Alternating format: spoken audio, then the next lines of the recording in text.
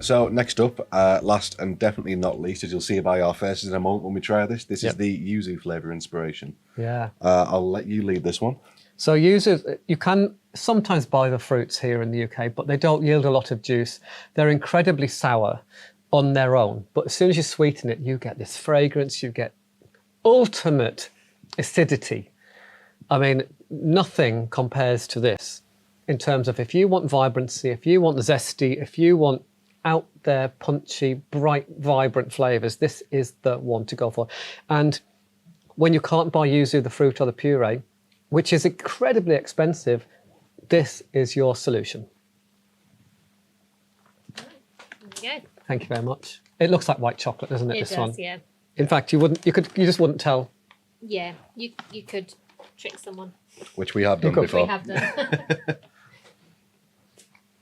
It's so fragrant. So you don't get that hit immediately like you do with the passion fruit, though. You get a little bit of the cocoa butter first, and it's hit you now. It's incredibly complex for something that is yuzu powder, fruit powder, and cocoa butter.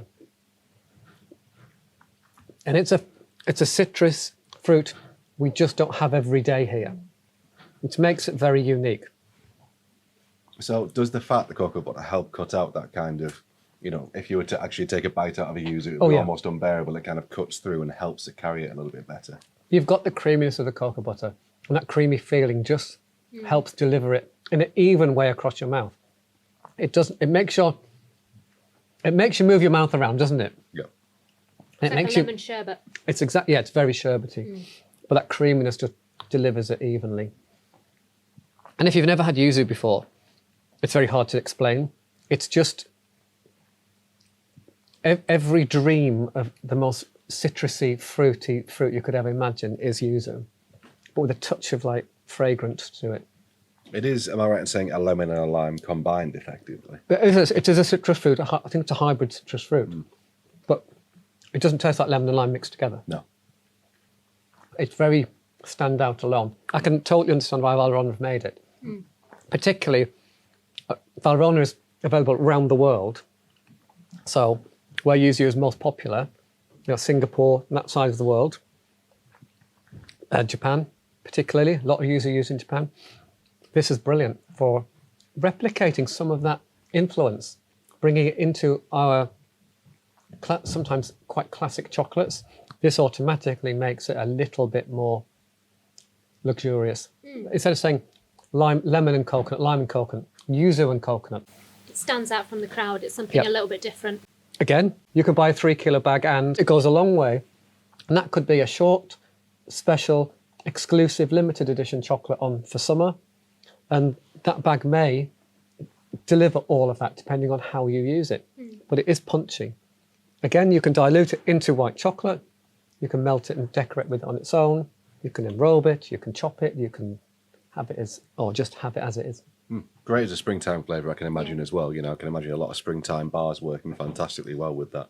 When you think what drives sales, if you stay stagnant and make the same products all the time, that doesn't drive sales.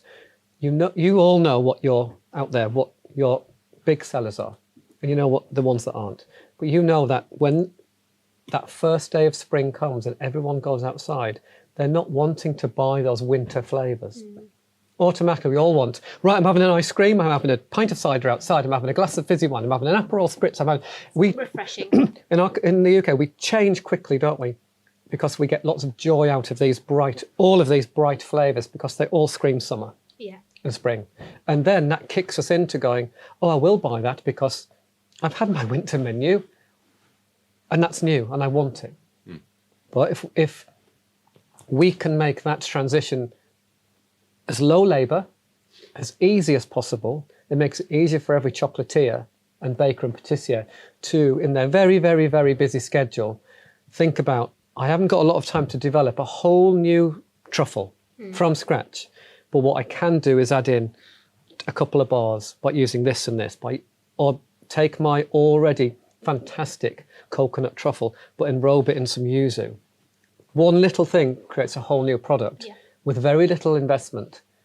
However, you've got the Valrhona name, you've got the quality, and you've got something you can't get anywhere else. It's elevating that kind of creation just with that little bit extra. And if you look at all the social media, the word elevation or elevating is used a lot.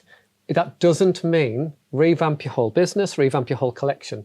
It's taking sometimes what you have and going, what can I add to it? That's really easy. Sometimes it's packaging, isn't it? Yeah. You transform your packaging and that can increase your sales. One of the biggest brands that did this successfully was Tetley Tea.